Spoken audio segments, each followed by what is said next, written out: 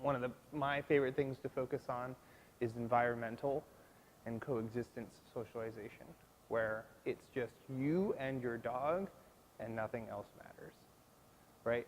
That is probably the largest chunk of what your dog should get, where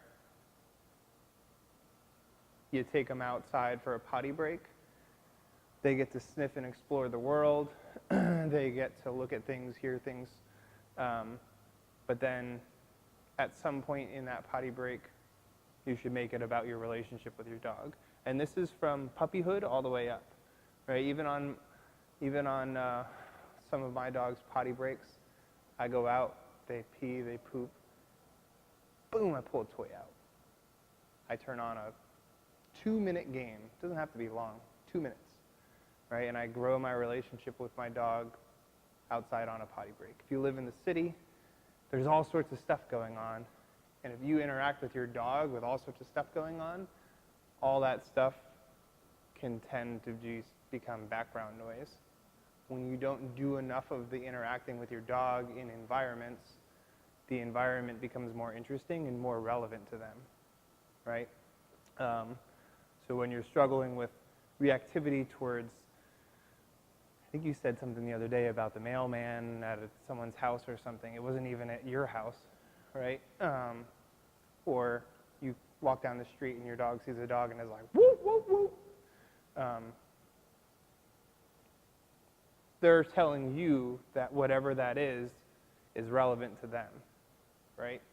They feel like that person, dog, situation, whatever, is relevant to them, and they're having a hard time potentially coping with it, or if they're super social, they want to get over there, and they're experiencing frustration from the leash that they can't get there, right? So there's a variety of reasons for dogs to be responsive to different things like that, right? But when you don't do enough of the environmental conditioning socialization where you take them out in environments and you're interacting and it's rewarding to be with you and everything else really isn't all that cool or important, you get more of that, right? Your dog is just like, I see it often.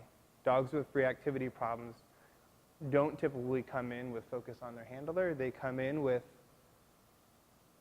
scanning, right? They go outside right away, look at the environment, what's around in my environment.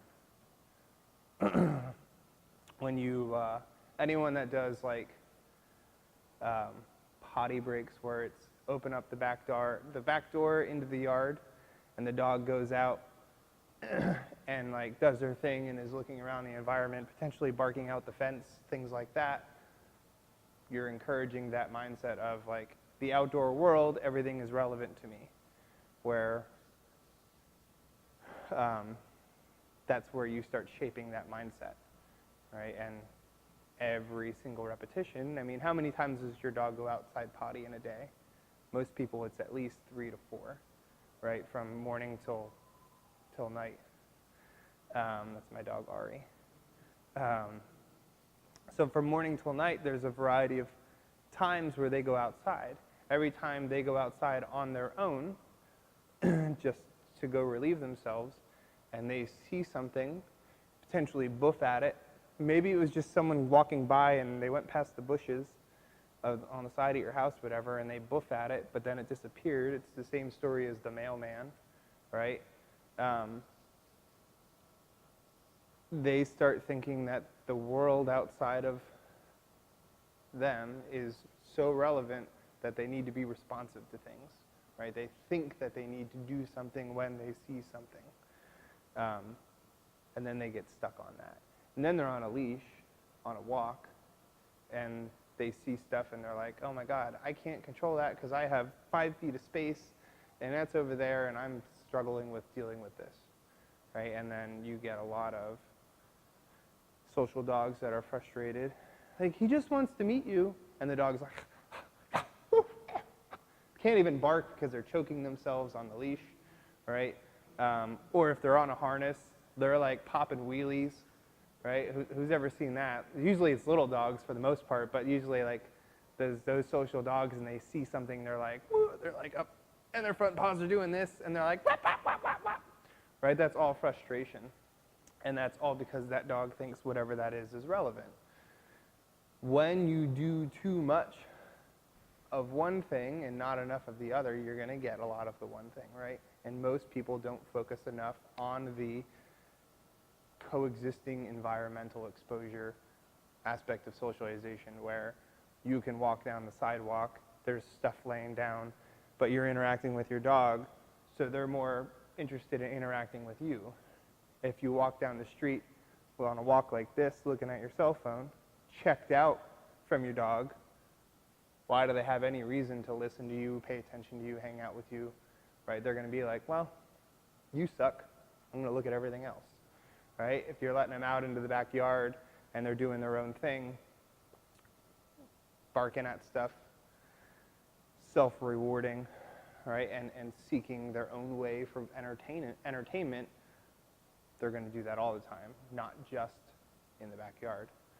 Right? So one of my biggest things that I like to do is teach engagement skills to dogs, where they learn that focusing on you is rewarding. Hanging out with you is rewarding, no matter where you go. When I raise a puppy, whether I'm raising my own puppy or whether I'm doing training with a client or they're in a board and train, anything like that, it's a lot of like, we're going here, we're going there, there's people around, there's noises around, there's smells around, but don't worry about any of that, because if you focus on me, that's where all the fun is at. I'm the party guy, I'm Mr. Fun. Right? I make myself the most rewarding and valuable thing in that dog's life. So then as they grow older and we go places and do things, they're less worried about everything that's going on, and they want to follow me around and they want to do stuff with me.